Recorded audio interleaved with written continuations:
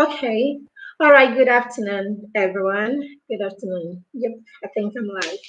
Yes, I'm live. Good afternoon, everyone. Welcome to this live broadcast. Good afternoon. I'm sorry, there is a mistake in the flyer. It has 2021. We're talking about 2022, right? Welcome, everyone. Good afternoon. My name is Maribeth Chima. I am the convener of the Parenting Through Mentorship Academy and group on Facebook. If you are here, please say hello to me and let me know where you're joining me from. Welcome to this live broadcast. It's good to have you here. I'm always excited to be here. All right. So if you're joining me, let me know where you're joining me from.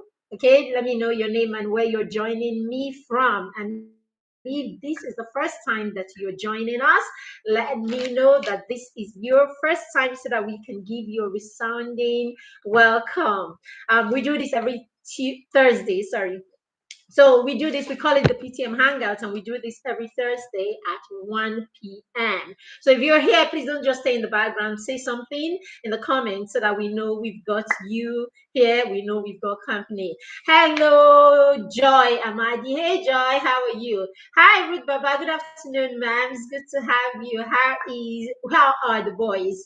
It's good to have you here. So we'll just go right into it. Today, we're talking about how you can go about achieving your parenting goal, right?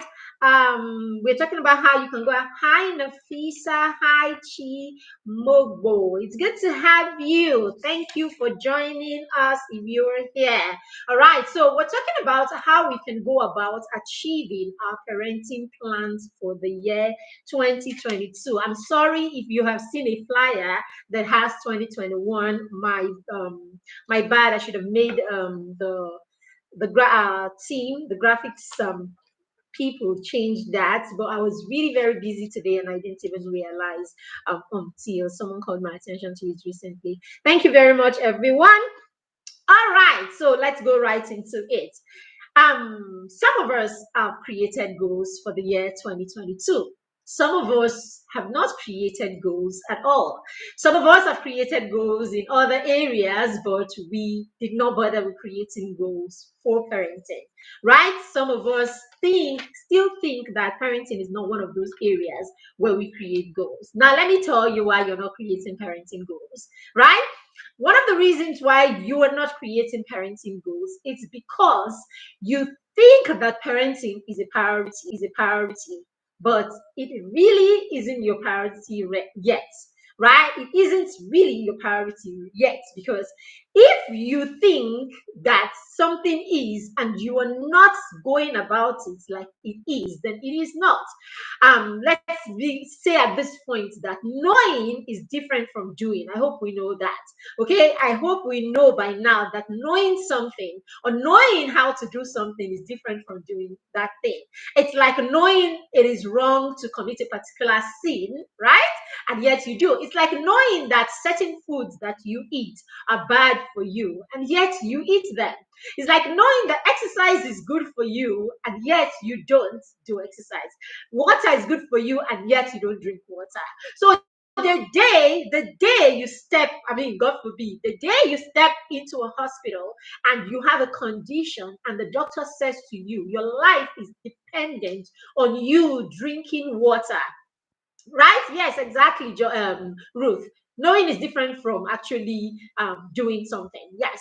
So the day you get to the point where the doctor says to you, you see, your life right now is dependent on you drinking 3 liters of water every day. I promise you, you will drink 4, right? At that point, staying alive becomes a priority. So at the point where, oh, okay, it's not an issue. Oh, drink, oh, we all know we're supposed to drink water and all of that. At that point where it's not threatening your life or it's not an issue, I mean, we go about doing as if we got this, knowing that, oh, living is my priority, living is my priority. But what are you doing, right, to show, or what are you doing to actually acknowledge the fact that living is a priority? So it's the same thing with parenting. We go about, I mean, if I ask you now, what's what's like the most important thing in your life, the most important person, people, or whatever in your life, most of us will go about and say, oh, my children. Some of us will even put them ahead of our spouse, right?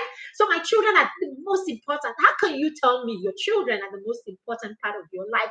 And you do not think that you should create a plan that will enable you effectively parent them or effectively raise them. So yes, I say to you boldly today, if you're not creating parenting plans, it is wrong.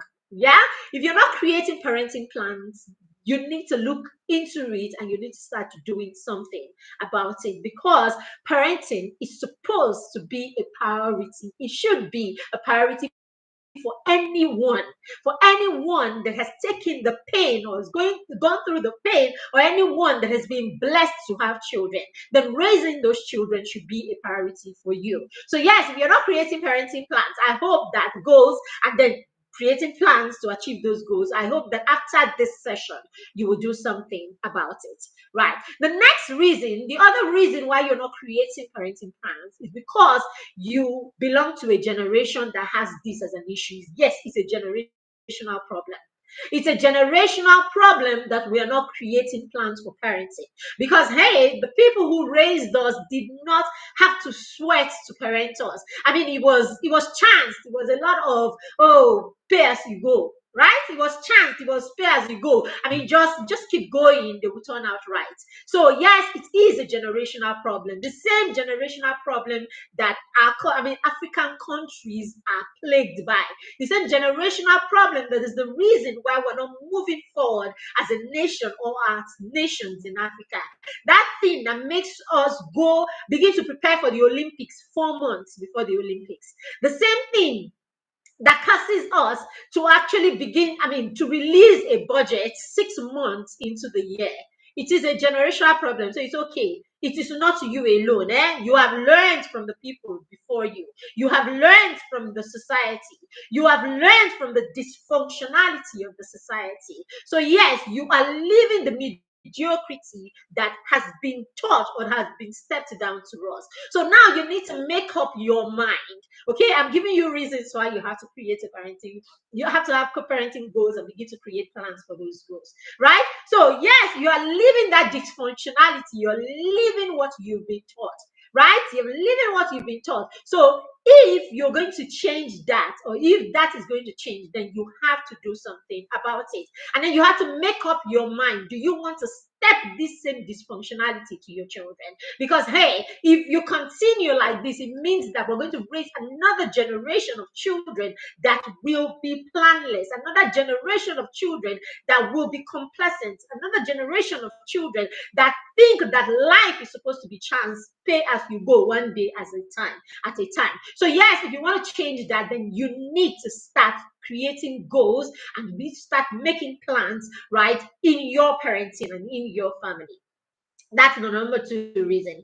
Number 3 reason is, if you are going to create structure in your home, if you're going to create structure in your life, if you're going to raise your children with structure in place, then you need to start creating goals. Because hey, it's not enough to say, okay, they wake up, they bath, they brush their teeth, they eat food, they go to school, they go for this, they go for that. What time do they do these things? Is there a structure to it? Is there a structure? Are there boundaries? Do your children know that, okay, the time to wake up is this? The time to wake up is this. The time to leave the house for school is this. The time to do your homework is this.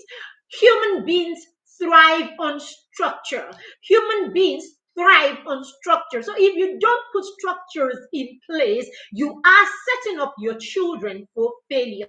The reason why we rush and go to places that are structured, the reason why we all want to go to Canada, we all want to relocate to America, we all want to relocate to countries and societies that have planned, that have set goals for themselves decades ago and centuries ago. Their founding fathers, whoops, my pen, The founding fathers went ahead and had goals. The founding fathers had goals and then went on to create plans to achieve these goals, created templates and roadmaps and pathways, right, to achieve these goals. And so they set the pace for generations to come to continue where they stop, because there is a plan, there is a template. Human beings thrive on structure, exactly, Ruth. All right, because the founding fathers did not just come and then take those positions, enrich themselves, build houses, buy houses all over the world, and all of that. Because the founding fathers took their time, sat down, had a goal in their head, or had goals in their head, created visions for those goals. They were able to create roadmaps and create pathway and set the ball rolling. And so for every succession and every generation after them that came up, what happened? There was already a goal, there was already a plan, and there was where they were going to, there was a vision. And so each generation is able to tap in and key into those goals and those visions, and then continued where the founding fathers started. Now, because if you come back to our societies, because our own society, especially in the third world or in Africa, you will find that yes, the founding fathers started first. Okay, they started and they had visions and they had goals and all of that. I don't know what the problem is. Perhaps they did not create templates. Perhaps there was no roadmap. Perhaps they didn't create a vision that each succession actually could, see and then continue with. Or perhaps because of the way we were raised in this part of the world, it actually broke that structure. It destroyed the structure. It destroyed that roadmap. And so this is why we are all over the place as it is. One government comes and is doing one thing. The moment that person or that government is gone, everything is wrapped and is tossed away. A new one comes and begins to create a whole new system. You cannot go beyond, you cannot go beyond the peripheral if you don't leave a legacy. And legacy progression and the future is not what is at the back of your mind. So this is why we suffer in this part of the world, because the future is not our thing. The future is not our thing. That's why we're not creating goals. We don't have plans, because we live for the now. Each of our leaders lives for the moment and what they can do and how they can enrich themselves per time. So if you, in your small country that is your family, if you don't see your family system as that already, if you don't see your family as your small country where you are the leader, because as parents, this is who we are. We are sitting in a leadership position. We are leaders by virtue of being parents, right? Because your children are going to learn. Your children are going to continue with the legacy that you leave. Your children are going to see you as a model and all of that. So yes, you are your small country and you are the leader of that small country. Yes, what plans are you creating? What vision do you have that your children will see and they will run with, or they will continue this legacy that you are creating? So yes, you need to start creating plans, and you need to have goals, and you need to start creating plans, and then document these plans so that your children, your whole family understands where you are going to as a family. So yes, that is the fourth reason. The fourth reason you want to create plans is you want to leave a legacy. Right? You don't want to leave a legacy. You want to leave something that your children can continue with, whether you are there or you are not there. Right? So have your structure in place. Your structure is such that whether you are in or you are not in, your children can continue. So that's where you're building so many skills in your children, simply because you decided to create a plan in your home and then build structures around that plan. That way you teach your children to self-direct, because every skill that is taught and is not practiced will wither away. So it is one thing to teach your children to be responsible, to give them those preaching and those talks about being responsible and all of that, to remind them every time they go wrong how they are being irresponsible. If you do not have a system on ground where your children can consistently practice being responsible, then that skill is just going to fizzle away, or that skill is not going to be internalized. So yes, structure is very key in your home. And then yes, you need to leave a legacy, right, by teaching your children how to continue with the vision that you have. If you are not creating plans, you don't have goals, how would you have a vision? So that's one of the reasons why you need to create goals, because you need to have a vision as a family that your children can see, that your children can connect with, and then you can run with. Okay. Now, the other thing is it helps you create documentation. So it's the same thing, documentation. So when you create them, you create this plan. Your plan is known to everyone, is known to the children. Yes, structure is key in your home. All right. Joy from Monrovia, Liberia. Oh, it's good to have you, Chimogo. All right. Good to have you, man. Good to have you, everyone that is joining. All right. So yes, when you document these things, you're able to assess or assess, and then you're able to assess your progress. You're able to assess your progress. You're able to see your progress. You're able to see, I mean, where you started from, where you're going to, how well you have done, how well you're doing, and all of that. This is not so that you can judge yourself or you can judge other people. It's just so that you can see what is working and what is not working. And so you can revisit your process and then change them or tweak them or something like that, or repeat the ones that work. But if you don't document these things, you don't document them, you don't do assessment, you don't evaluate, all your parenting and all of that. How are you going to know what works for the first child? How will you remember what works for the first child or what works for the second child? How would you remember what is worked in your system or in your home if you don't have a system? So it's very important that you do this so that you can document and you're able to repeat the process and repeat the process and then build a solid system over time in your home. That's another reason why you need to create plans in your home. All right. Then it helps, I said, independence and autonomy. Okay. Now, when you have a plan, when you have goals and you begin to create plans, what happens is as your children grow, right, they can become a part of this plan that you are creating. As they grow, they can be contributors to the plans that you have as a family. So that way you realize you're creating opportunity for bonding. You're creating an opportunity for everyone in the family to bring their thoughts and come to the table and bring their thoughts to the table. And that way you're able to grow better. You're able to work, in synergy, and you get better as a family because everybody feels important. Everybody will feel important. Everybody understands that they're important and their contribution is important in the family. So that's what creating plans does for you. I have two children. One of them is 12 and one of them is 6. By the time it's October, my children already know, right? By the time it's October, they already know that we're going to be creating goals soon. They know it because we've done this for the last 5 years. So my son started creating plans with me. We started creating plans with our son when he was about 7. 8, 9, 10, 11, 12. That's 5 years. We started creating plans and all of that. And because we're creating plans, we've been able to help him. We've been able to help him achieve a lot, even for a preteen. And why is that? Because we're deliberate, we're intentional about planning. So we sit together before he was that old. What we do is we just create plans. Okay, let me show you this.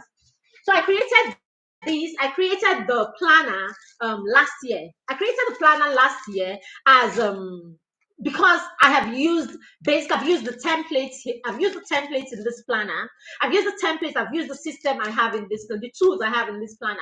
I have used them over the years and all of that. And so when I started my online journey and then doing, trying to reach out to parents and share with other parents what we are doing, okay, so that if it resonates with them, they can take from some of the things that we're doing, apply it and see if it works in their parenting. I decided, okay, to put it together and then have something that parents can work with.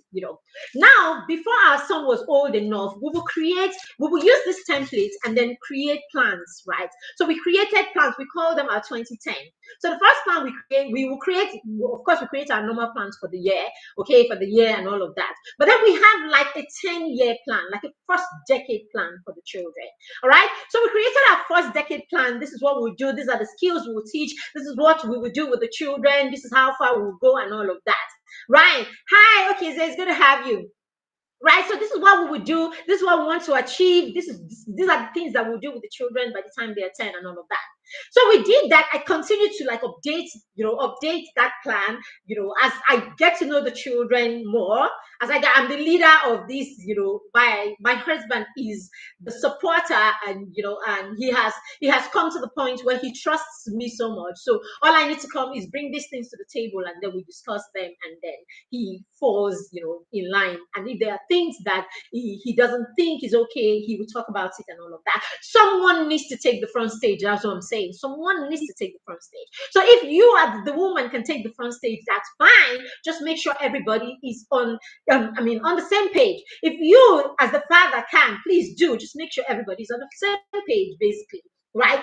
So every year we treat, and by the time he was old enough, he became a part of it. So it's like, okay, what would you like to do? And that's how our son decided for his first, because we're planning and we're intentional about it. So you see, ideas will keep coming. You will get creative only because you're thinking about it and you're being intentional about it.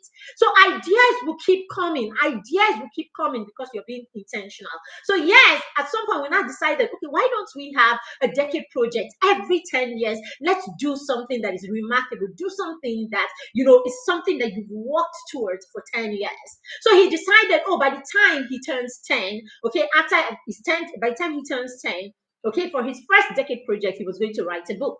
So yes, our son wrote a book last year, Baby Steps to Purpose. So in that book, he talks about all that we have done to support him, all that we've done to help him in the last, from the beginning of from when he can remember till up to that point, when he turned 11 last year. Okay.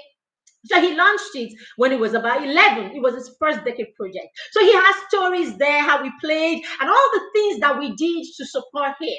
Now, how was he able to do that? It's because we are planning, we are talking, we're going back to the drawing board, we're reviewing our plan, and then he gets a point.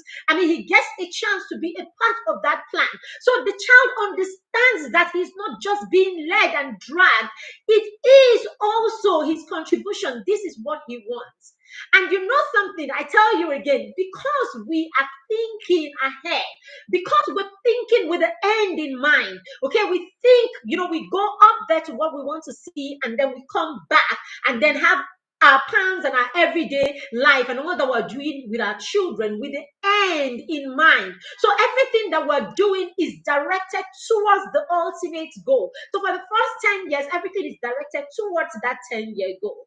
And then we have 20 years. So we call this our 2010.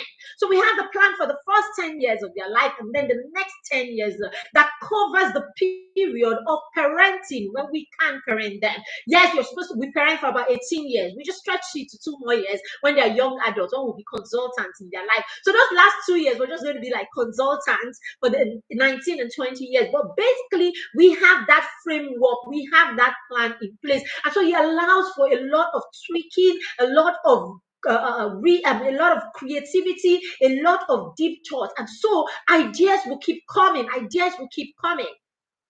Okay, let me show you his book. Sorry, one second. So ideas will keep coming. So this is Samson's book, right? This is his book from that he printed, he published last year, Baby Steps to Purpose. Basically, it's an interesting read. You pick this book, even as an adult, you won't drop it until you're done reading it. It just gives you, when you read it, it gives you endless ideas of what you can do with your children to support them. In his book, he wrote somewhere that all that I know, I learned through play. And then he gives endless ideas of the many ways that we played with him while he was growing up. But what am I saying? This documentation, and yes, writing this book wasn't such a big deal. Do you know why? Because our son also started journaling when he was 6. He started journaling when he was 6. So he would journal his experiences. The things that happened. He would journal what happened in school, journal all of those things. So when it was time for him to write this book. Okay, he started writing during the pandemic. He started putting everything together during the pandemic.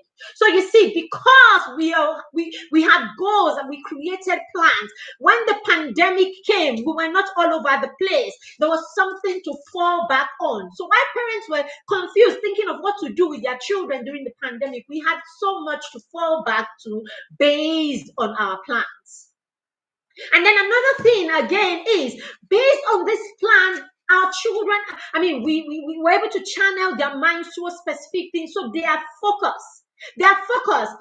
You know, a lot of people used to say to me, I mean, you know, close people will say, oh, those times the children were younger. They'll be like, don't worry, these children, they are just, I mean, they're listening to you right now. Don't worry, by the time they are 8, you will see. I said to somebody, 8 years came, and then we passed 8 years, we've not seen anything. Oh, don't worry. Preteen. 10, 11, 12.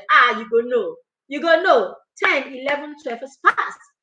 The kids are still on point. I'm not saying that we don't go through what every other parent goes through, the normal, negative behavior here, there, but nothing major. That's what I'm saying. I said to somebody a while ago, some days ago, that I don't know that thing that you call your 12. My first is 12 years old. I don't know that thing that you call your 12-year-old and you be like, I need you to get me water from the kitchen, or I need you to join me in the kitchen to cook. I need you to do this, and he goes, I don't know it. No, I'm not bragging. I'm telling you a fact. I don't know it. I don't know it. I don't know that's talking on that. I don't know it. What I know is simply, oh mom, could you give me 10 minutes? Let me finish with what I'm doing. Oh mom, can I join you in 5 minutes time, please? Oh mom, can I rest for a little longer, for like 10 more minutes? Mom, can we shift it? Can we start in 30 minutes time? That's what I know. And that's because we have been reasoning. I mean, we have been on the table creating plans together. Your perspective has been respected.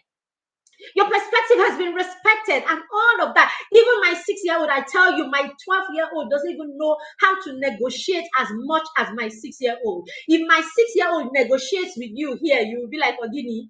And that, what is that for? Because we have been, we've been coming to a table to make decisions forever. So they understand that their voices matter. They understand that they can put up a case. They understand that they can say what they feel, provided they say it respectfully. Now, this is what creating plans with your children would do for you. This is how you will solve all that bickering and all that tussle with, if you're parents of younger children. This is how you can mitigate against all those tussles and all that bickering that happens when your children are teenagers. It is a good thing to try. It is a good thing to start doing. It will save you a lot of trouble with your teenagers. Imagine that you have teenagers that have been focused for 5-6 years of their lives, because you have plans, you have things on ground that have been agreed on. So even when the child gets to 13 and 15 and he begins to make certain demands, even he will ask himself, but you know this now, and you can always send them back. We have this policy, we've had it for 10 years, sweetie. You've known this for 5 years, you've known it for 4 years. What are we talking about? You're able to discuss these things and laugh because they know already. All right. So I said it will give them autonomy. They will know that they matter also. So I'm going to leave you with those 5 points or 5 reasons why you need to start creating plans if you're not creating plans. All right. So the planner, what we have in the planner is we have educational plans we have created here. So I tell you, my son already knows the vision that we have for him for university. He already knows the kind of universities. He already has universities, he already knows specific schools that are options and all of that. Now, these are our hopes and dreams, right? As parents.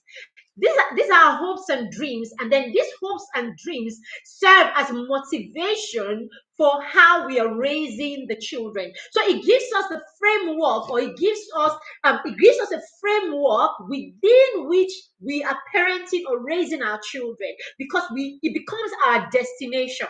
However, as soon as the children are old enough to impute, they can begin to say, oh no, I don't really think I want, I don't really think. So do you see what I'm saying? It's creating a plan doesn't necessarily mean that you will force your children to do as you want. It means that you have a vision. When they come, they will see that, or when they come of age, they will see that they are so important that you have created a pathway, you have created a vision for them. You think about them seriously. They know that they are important. I mean, imagine you as a young woman who was just gotten married to a young man, and then you come in 1 month later, he hands you something and he says, oh, look at all the wonderful plans I created, or these are the wonderful plans I created, and I'm hoping that going to be able to work towards achieving this together. And he hands it to you, and you open it, and you see great plans that he has for you. How would that make you feel? I mean, how would that make you feel? I mean, in that plan, when you open it and you see certain things that is not you, you can say, "Oh, honey, thank you for this." I'm honored, isn't it? I'm honored and all of that. But you see, this particular one, this one is in me, and it's like, "Oh, great!"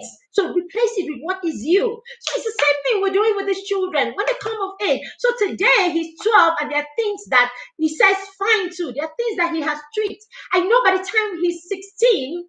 Right? By the time he's 15 and 16, there are other things that he would want us to look at again and say, okay, you know something, mom? You see that particular thing, I don't think I want to go there anymore. So how about this? So you see, the line has been open for years for conversation. This is what a plan does for you. And how are you able to go back and tweak and have a conversation and say, I'm changing it, and say, if you don't have it documented? So this is why we created this planner, so that parents can have things like this documented in a beautiful, durable resource that everybody in the family, right, can have access to. And then guess what? I was talking about legacy. When the time comes, this can be handed over to your child and it becomes their property. 10 years, 20 years, they're 20, they're 25. What are you doing with your planner anymore? You can hand them their planner. And with this, they can go through and have a few. I mean, my children already go through their planners and have a few. They're just going through their planners. So imagine your 22 or 24, 28-year-old about to get married. They're able to take this as one. I mean, just the way they take those marriage classes, they're able to take their planners and go through it and say, okay, this is what my mama did. This is what they did. And they have a guide. They have a guide on how they can begin their parenting journey.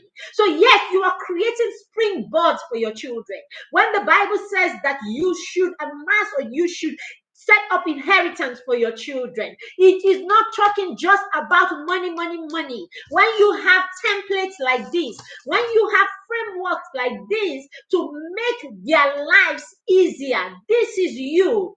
This is you storing up inheritance for your children. Imagine that because you documented, because you were intentional about your parenting journey, it gives your child a springboard to start their own parenting journey unafraid, to start their parenting journey as confident parents. There is nothing, I tell you, there is nothing like a confident parent. What it does to your child, I am telling you, money cannot buy. Our children know when we're confident, and our children know when we're parents that are just winging it. They know when they come to you today, it is like this. They come to you tomorrow, it is like that. Next tomorrow, I just do it. I beg me, I'm tired. You're constantly complaining. When you are not confident, when you are winging it, your children will know. So there's nothing, okay, where purpose, where value, when all of this is concerned, there is nothing that beats the parent who is confident. Okay? All right, so that is it for why you need to start creating parenting plans, and why you have to create goals for your parenting. And we have tools to help you. Now we're going into, after you have created these parenting goals, or after you have created these parenting goals, what's next? The next thing is to create a plan. Create plans that will help you achieve those goals, isn't it? You create plans that will help you achieve those goals. So yes, this year I want to help my child build social skills. right? You notice that your child is timid. You notice that your child cannot look people in the eye when he's talking to them. You notice that when other children practically tell your child what to do every time. You notice that your child is not using their voice. You notice that your child fidgets when they get, when an opportunity to speak in a public, public situation comes. So you notice that your child has all of these, okay? There are two different things: to be shy, right? To be shy and not to have public speaking skills or social skills are two different things. Your child can be shy, but when you hand him the mic to do justice to an assignment, he will deliver the assignment. Because the problem is not that they can't stand or they cannot the problem is not that they can stand before people or they cannot engage people. It's not even a problem, right? The fact that they are shy, per se, is not a problem. He's just shy. He's just a private person and would like to do his thing. He's not the one that wants all the people around and all the, craziness going on around him. He's private. That's fine. But being private doesn't mean that you cannot deliver, right? You cannot deliver your thoughts, or you cannot sell your thoughts, right? Or you cannot use your voice, or you cannot impact other people. So yes, your child may be quiet or your child may be private, but it doesn't stop your child from being assertive. So yes, you need to separate it. So some of us that are children, you'll be like, no, he doesn't like going on stage. He's really very shy and quiet. No, they're two different things. So let's separate it so that you understand. So if your parents that has that, you see a child that needs to be supported, all our children, every child needs support. Every single child needs to be supported. It doesn't matter how much of a high flyer your child is. It doesn't matter how well your child is doing academically, because that is the only thing we do. You see, the child that is doing well academically, we just sit down as parents and conclude, this one doesn't need me. We don't do anything to support that child anymore. We focus our attention on the one that is not doing well academically. The other one is when the child is all over the place, always talking, that's the child quarreling, fighting everybody and everything. It's this one is very confident. This one doesn't have a problem. Nobody can cheat him. Wow. The fact that your child is all over the place talking anyhow does not make that child confident, does not make that child have a good self-esteem. In fact, on the contrary, some children who are struggling socially, okay, some children who are struggling socially tend to make, they tend to hide under the talk too much talk, especially at home. They tend to go blah, blah, blah, blah, blah, because that's the only time, that's the only place where they can actually feel free and then drop all their guards. The moment they step out of your door, the fear comes and consumes them. It's the same thing with bullies. The reason that your child is probably bullying other children is because your child has his own insecurities. So to hide those insecurities, they try to make other people feel bad. So yes, you need to pay attention to that child who is all over the place, fighting and talking up and down the place. It might just be that that child is hiding their insecurities under that cover. So we need to be careful as parents. So you need to pay attention. Pay attention to the needs, the gaps that your children have, so that you can begin to create goals to help them. You can begin to create goals to help them fill those gaps, or to help them, to manage or to help to support them basically. So yes, don't get carried away that your child is doing well academically. That child might be struggling socially. Okay, that child might be struggling emotionally. That child that every time he goes to school and he's always coming first, and then once term happens that another person beats him in a subject, or another person comes ahead of him, and then he cries and cries and cries, and they will be like, oh, he's so determined, he's angry because he didn't do well. You need to watch it. It could be a social problem. It could be, an emotional problem.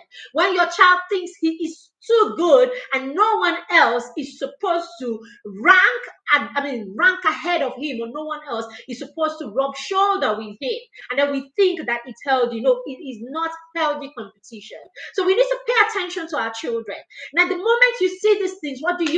You step in immediately and nip it in the bud. And how do you nip it in the bud? By creating goals as a parent and creating a plan to achieve those goals. Now, this is what we do with the parents in our mentor parent support program. What we do with them is we say to them, go home.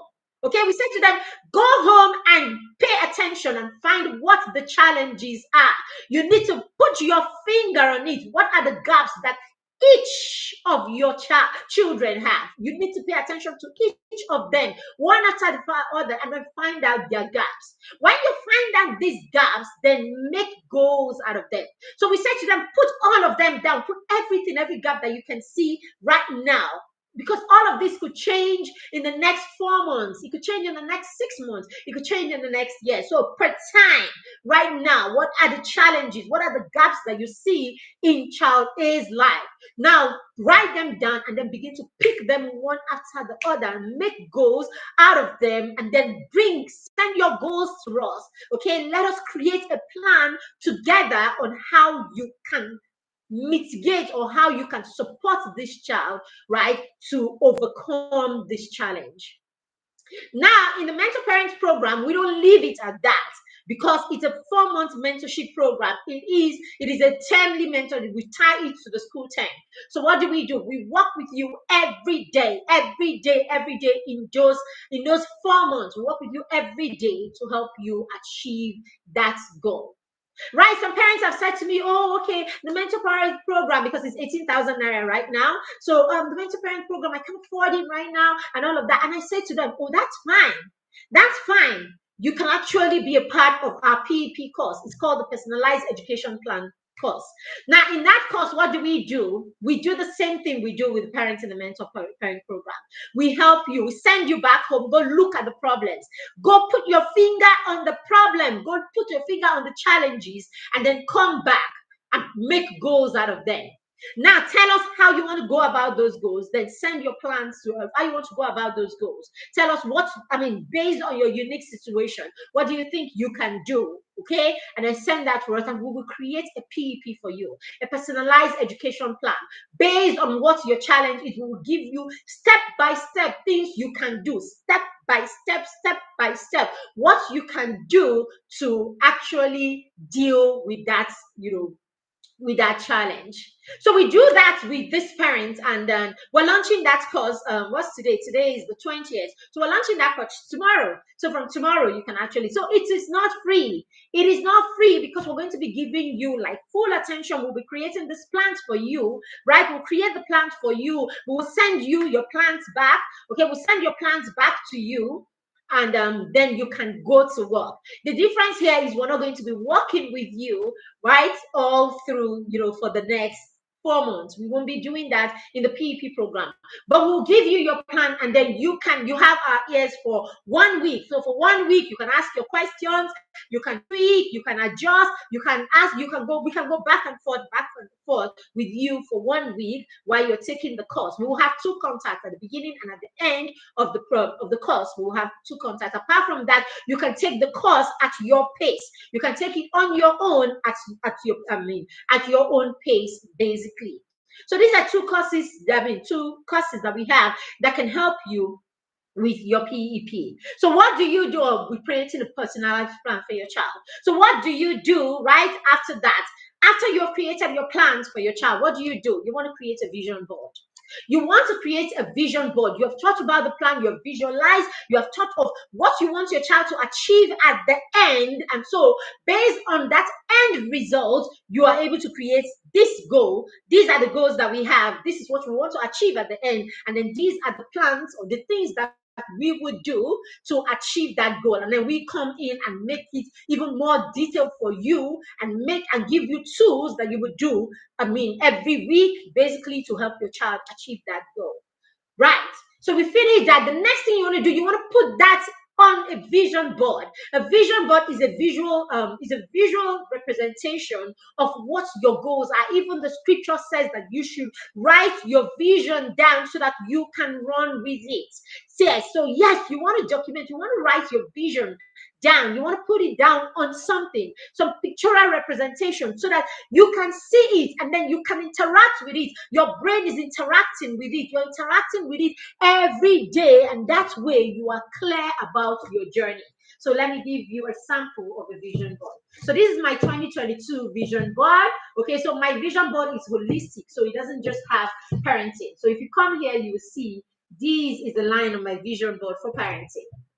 Right here is a line on my vision board for family. So my vision board is quite holistic. So let me take this part away. So this is the one that concerns you, right? So this is the one that concerns you. So there you go. You can see my vision board. Okay, parenting goals right here, goals for family right here, my personal goals right here. So I have this as a pictorial representation of what it is that I want to achieve in this year. And this vision board, you see where I took it from, is right here. It's right here. So it's deliberate. It's right here with me in my study. When I'm done with my study, when I'm done working and I need to go in to sleep, my vision board moves with me to my room. And it's right there by my bedside. So when I wake up in the morning and I am meditating, my vision board is the framework for my meditation.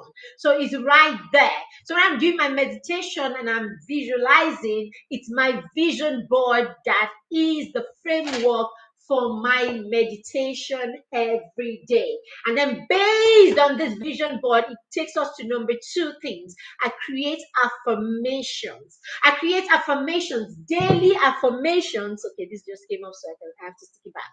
Okay, so I create daily affirmations based on what I have on my vision board. And why is that? Because I am making efforts every day. I'm making daily efforts towards achieving this goal. Hi, Doc P. It's good to have you. Welcome. All right, so I'm working daily, every day. I'm taking steps towards achieving my goal. And this is what the vision board does to me. It keeps the goal right before my eyes. My goals are right before my eyes, so I can visualize my goals every morning that I wake up. I told you when I'm done working and I retire, I'm done working for the day, it goes with me to my room because I can stand this vision board, isn't it? So it goes with me to my room, and before I go to bed, I go to bed with thoughts of my vision as the last thing that I think about. So yes, when I'm dreaming all those dreams, when the spirit is revealing to me in the night, it is my vision. It is my vision that is all over. So when you are there dreaming about somebody chasing you or about whatever chasing you, no, I don't do. My dream is always tied around my vision because really the subconscious, I am feeding my subconscious. So when I go to sleep and my brain is at work, what my subconscious feeds back to me is what I have fed it with. So I'm able to create positive affirmations, right, based on my vision because I have my vision right in front of me every day, it represented on my vision board. All right, so that's it. Create affirmation based on what you have on your vision board or based on your visions, based on your vision. Now, the next one is I said make daily efforts. You make daily efforts towards your vision, towards your plan that you have.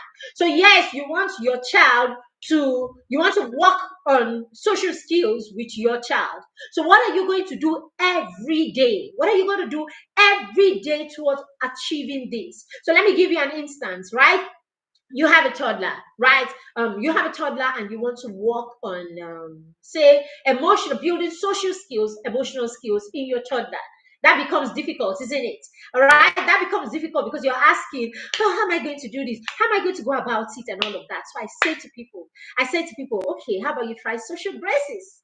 Okay, start there. Civility, start from civility, start with social graces. That's what teaches your child empathy. That's what teaches your child, what do you call it? Morals. That's what teaches your child habits. That's what teaches them morals. That's what teaches them etiquette. That's how you teach them. It's all, all of these are all of these. So when I begin to talk fast like this, I almost choke myself with my own words, isn't it? So you have all of this, so etiquette and all of that. So why don't you start there? Okay, social graces. Why don't you start there? So you see this, what do you call them? You see royalties, right? You see royalties. You see the royal family and all that. Their children, their children don't do anyhow. Their children don't do anyhow. Their children don't behave anyhow. Why is that? It's because right from when they were born, they were trained in the social graces. So the children at taught etiquette. They are taught how to curtsy when they greet people. They are taught how to sit down at table. They are taught how to use fine wares. They are taught how to use cutlery at table. They are taught not to pick their nose. They are taught not to bop anyhow, not to bop a table or not to bop. They are taught that it is rude to bop when people before people. They are taught it is rude to fight. They are taught manners, right? All these are social graces. They are taught how to speak to people. Now I am giving you expo on how you can create goals for your toddlers. So what do? You list all of these, list them down, list all these things down. Pa pa pa pa pa pa pa. And then what do? You begin to break them down. What are you going to teach in this area today, tomorrow? So you have tools for every day. Now, in teaching all of these things, what are you doing? You're teaching your child how to take turn. What are you teaching your child? You're teaching your child empathy. You're teaching your child that they are not the only important one. The next person is also important. Because if you don't think the next person is important, you would think it's okay to jump line. Okay, the person got there before you. Because you don't respect them, you want to go ahead of them and get what is supposed to be. Because you don't respect them and you don't have empathy for them, you don't care that they've been there before you. So how would you teach empathy? You start teaching empathy by teaching your child to take turns. So when you teach children to take turns, the lessons are deep. We do things, we don't even know the reasons why we do the things that we do because we're not intentional. And so when we teach them, when we're not intentional, what happens is we teach them on the surface. We don't teach them in depth because we don't understand. There is no goal behind that teaching. So yes, we're not saying that we've not been teaching our children, because some people will come and say, oh, but I'm always talking to my children. I teach them morals. We always think that when people want to get married, they say, well, what kind of person do you want to get married to? Or when our children want to go, what are you going to teach your children? And you say, that they should look for a God-fearing woman, a God-fearing man, and someone who has a future. How do you know that? Is it written on their faces? Is it written on their faces? Okay, so yes, the guy comes and then he comes every Sunday. He comes with his car. You go to church together. You come in your mind. He now knows God. That's it. It's as simple as that. He now knows God. He goes to church every Sunday. You see, so a lot of the things we do are superficial. They're very, very, very, very superficial things that we do. And so even our values are very superficial. That's why our children are confused. Our values are superficial. You go there, you go to church, praise the Lord, and then you go to your religious places and all of that. You pray and all of that, and then you say you don't cheat anybody. You say, you don't cheat people, you don't steal, you don't do this, you don't do that. And then what happens? You now head that office. In your office, someone comes for a contract, and then you call him in and you say, put 1 million for the director, put another 1 million for director 2, put another 1 million for that, and then you come back. So at the end of the day, you see double standards everywhere, double standards everywhere. So even our values are superficial. Our values are superficial. Oh, all of a sudden you have a relative, or you have a friend, or you have a friend's husband or wife or somebody that is vying for a position. And then you know that this person is this kind of person. This person is really, not the person for that position, but power has come close. So you pack everything that you know. The fact that you know that this person is not even good for this position, it's not right for this position. You pack it and you dump it. All that is important at this point is power has come home. That's all that is important. And then we come and we say double standards. So basically, everything we do is superficial, superficial, superficial. So yes, if you are not intentional, you will continue to do things like that. You continue to chance things. So yes, the day the child is with you and then he takes turn, he doesn't take turn. Stop it! You beat him. Come on, will you give him a chance? Let him take turn. He came before you. And then the day he's not there or you're not there, he does it again. Because what? We have not taught, we have not used tools, we've not used strategies, we've not used tools to teach this knowledge in depth. We've not taught this knowledge in depth. We just touch on it every time there's a problem. We touch on it every time the children do wrong. We touch on it and everything. So no, it's not a lesson. It's not a lesson. It has to be when there's no trouble. It has to be when there are no issues. It has to be at a time where the child's mind is available for learning. That's why you teach these skills. And how do you do this? You do this by creating a plan because it has become a goal. And so, based on your plan, you know on Tuesday or Wednesday or Thursday, I'm going to be teaching this. This is how we teach. And then when we say we didn't turn out well, some of us say we turned out well. Our parents did this, our parents did that, they slapped us, they beat us and everything. We are not saying our parents didn't do anything. But what we're saying is our parents chanced a lot of things. They were not intentional about a lot of things. So what happened? We learned a few lessons here and there. Superficially, you learned from uncle, we learned from this person. I mean, the first time I went for a retreat, the first time I went to a church program, I'm Catholic, and but I used to have these deeper life neighbors when we were growing up. So I can never forget, I was about 6, thereabout, retreat 86 or something like that. I was in Lagos, Ayobo, I can't forget. I'm talking from my 6-year-old brain right now. I went with them because my parents would usually leave me with them, right? And then before they come back from work and all of that. So it was the period of the retreat and all that, my mom was selling or something like that. So I went with them and all of that. That was the first time I went to like a big church program, that kind of thing, like that. Even with my 6-year-old brain, it was something for me. But hey, my parents didn't teach me that. My parents didn't expose me. I didn't get that experience from my parents.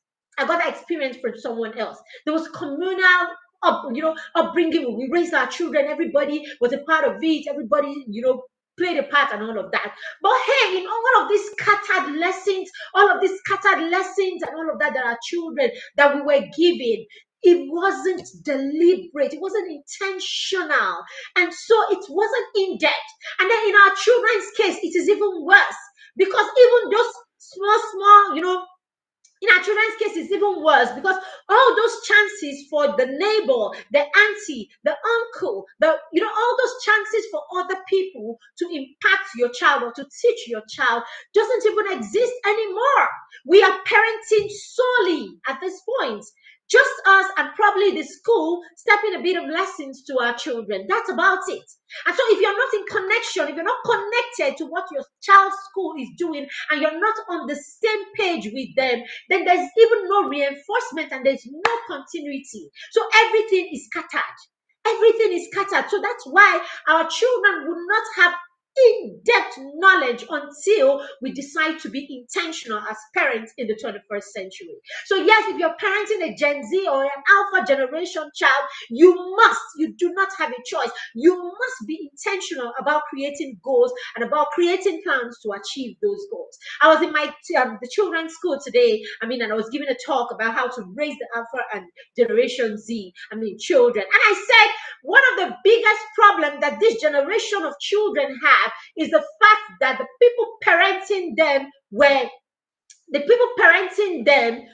not parented to raise the kind of children. They didn't imagine that life would be like this. So yes, they trained us or they raised us for the dynamics that existed during their time. And because the dynamics from their time to our time was not so different, the only difference was perhaps education and the fact that we moved to urban centers. That was actually the only difference. All of a sudden but basically technology and the craziness of it, social media, the world at the click of your finger was not available. So all that you knew that was life, all that you knew that was the world was your street in Ikeja, was your street in Umuahia, was your street in Okotoko. That was all that you knew that life was about. You didn't know beyond that. Isn't it? You didn't know beyond that until you started traveling abroad. And so you started knowing, having some cultural sense of some of the places that you went to. But with technology, you can know about many more places because, how many people, checking percentage of people, how many people even got the chance to travel and see what obtained in other parts of the world. But hey, we are in the technology age all of a sudden. EI and Internet of Things and all of that. All of a sudden, what do you call it? Information is, children have information at the click of their finger. At the click of their fingers, they have information and all of that. So yes, you are parenting a different breed. You are parenting a child that is, quote and unquote, as quoted by Coach Shoyi, you're raising a child that is probably more knowledgeable. I mean, if you don't start connecting and then creating boundaries, creating plans together that you can stay, I mean, you can plans that you can create and stay on until the children believe in your plan and the vision that you have for them. I said in one of my posts a few days back, the reason you are having all this kitty kitty kata kata with your children, the reason that you are always having you are loggerheads with your teenager is because your child does not believe in the vision that you have for them. So you're saying study, he is not on the same page with you as far what that study is supposed to achieve.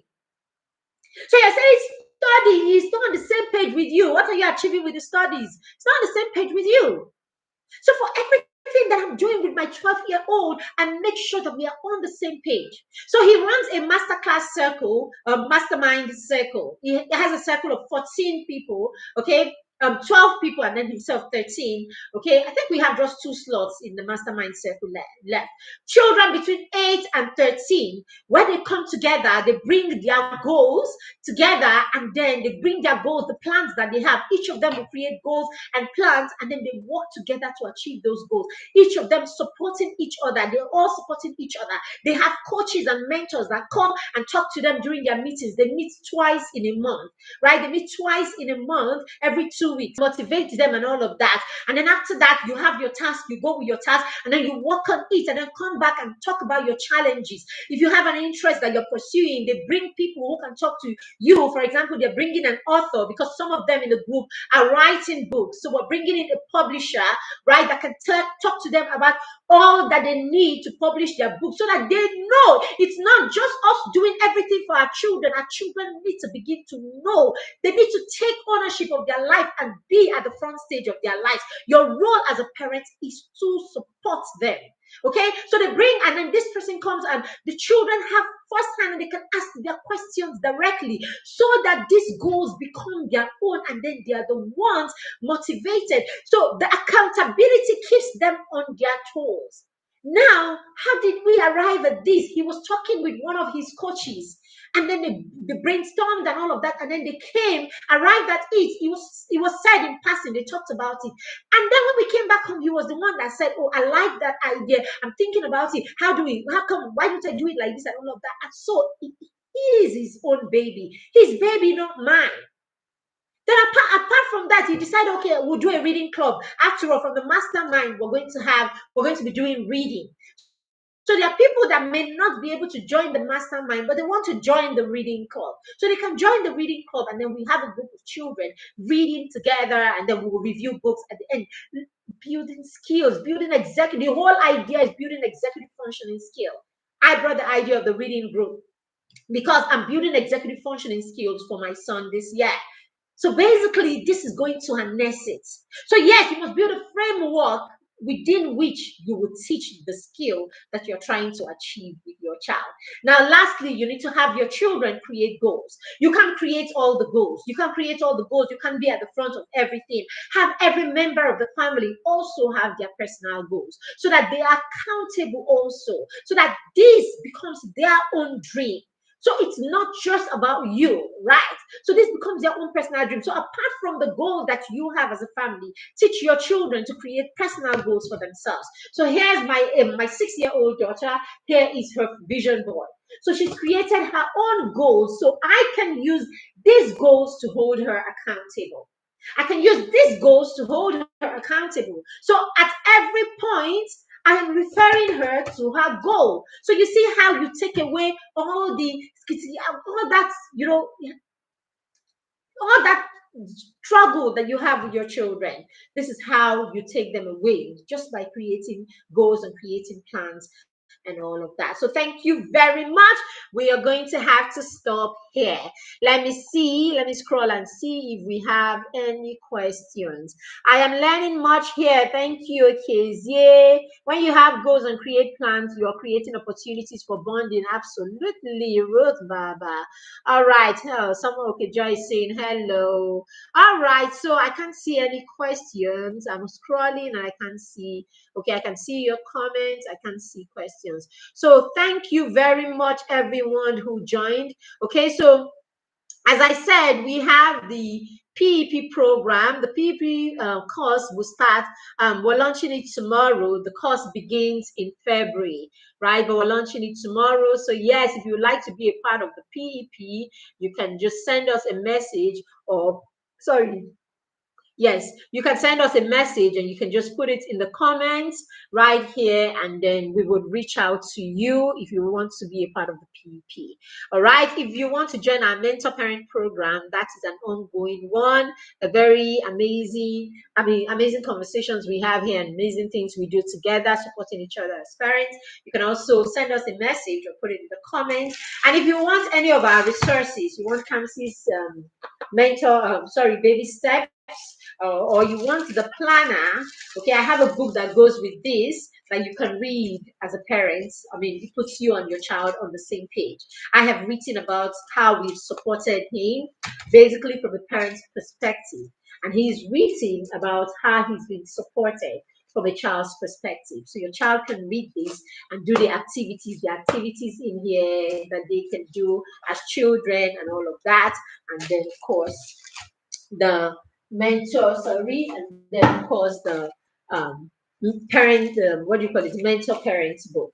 So thank you very much, everyone. Thank you for making our time to join us today. We do not take you for granted. If you're catching the replay, just let us know you are catching the replay. Thank you very much, everyone. Have a lovely, lovely, lovely rest of the day and lovely weekend. Tomorrow, Friday. All right, then. Thank you very much and bye. Thank you, Doc P. Okay, Ruth. Thank you, everyone. Bye.